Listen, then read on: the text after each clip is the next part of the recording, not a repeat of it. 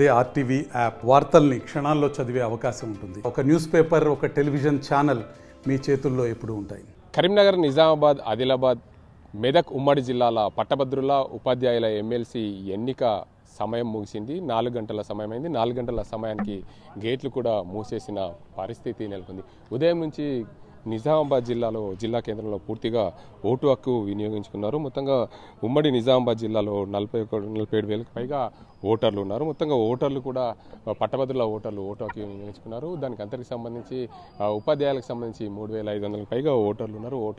Vote హక్కు వినియోగించారు. 4 గంటల తర్వాత ఎవరైతే పోలింగ్ బూత్లో ఉన్నారో వారందరినీ కూడా ఓటు హక్కు వినియోగించుకునేందుకు అధికారులు అయితే సమయం ఇచ్చారు. పూర్తి స్థాయిలో చూసుకోవచ్చు మనం పోలింగ్ బూత్లు ఇంకెవరైనా ఉన్నారో. అయితే 4 గంటల తర్వాత పోలింగ్ గేట్ లోపల ఎవరైతే ఉంటారో వారికి ఓటు హక్కు వినియోగించుకునే దిశగా అధికారులు అయితే వెసులుబాటు కల్పించారు. మొత్తంగా ఉదయం 10 గంటల నుంచి చూసుకుంటే టీచర్స్కి సంబంధించి 15.97% పోలింగ్ శాతం నమోదైంది. గ్రాడ్యుయేట్కి సంబంధించి 9.5% పోలింగ్ నమోదైంది. 12 గంటలకు చూసుకుంటే టీచర్స్కి సంబంధించి 42.12% ఓటింగ్ శాతం నమోదైంది. మరోవైపు గ్రాడ్యుయేట్కి సంబంధించి 27.44% నమోదైంది. మధ్యాహ్నం 2 గంటల వరకు టీచర్స్కి సంబంధించి చూసుకుంటే 66.22% ఓటింగ్ నమోదైంది. దానికి అందరికి సంబంధించి గ్రాడ్యుయేట్కి సంబంధించి 49.93%. 4 గంటల వరకు కూడా ఇంకా ఓటింగ్ కొనసాగుతుంది. కామారెడ్డి జిల్లాలో చూసుకుంటే 10 గంటలకు టీచర్స్ సంబంధించి 7.66%, అదే గ్రాడ్యుయేట్స్ సంబంధించి 5.5% నమోదైంది.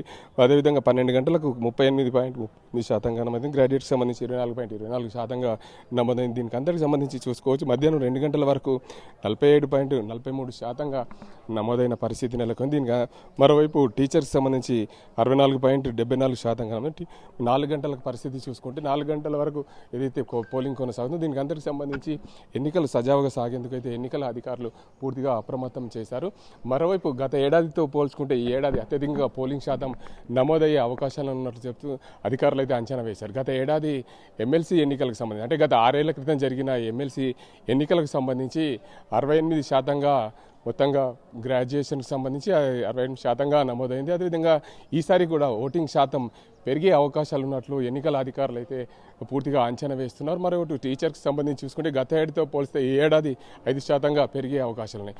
మొత్తంగా ఓవరాల్గా చూసుకుంటే ఎన్నికలకు సంబంధించి ఏదైతే 4 గంటల సమయం అయితే పూర్తయింది. సమయాన్ని పూర్తయ్యే లోపు ఎవరైనా సరే అభ్యర్థులు లోపల ఉంటే వారికి అవకాశం కల్పించే దిశగా అధికారులు అయితే ఆ వెసులుబాటు అయితే కల్పించారు. మొత్తంగా నిజామాబాద్ ఉమ్మడి జిల్లా వ్యాప్తంగా చూసుకుంటే 135 పోలింగ్ స్టేషన్లు ఉన్నాయి. మొత్తంగా ఈ 135 పోలింగ్ స్టేషన్లలో పట్టభద్రులు 47,100 పైగా ఓటర్లు అయితే ఉన్నారు. ఉపాధ్యాయులకు సంబంధించి 3,500కు పైగా ఓటర్లు అయితే ఓటు హక్కు వినియోగించుకుని ఉన్నారు. దీనికి అందరికీ సంబంధించి పూర్తి స్థాయిలో ఏదైతే ఎన్నికల సరళిని చూసుకుంటే పూర్తిగా మొత్తంగా చూసుకోవచ్చు.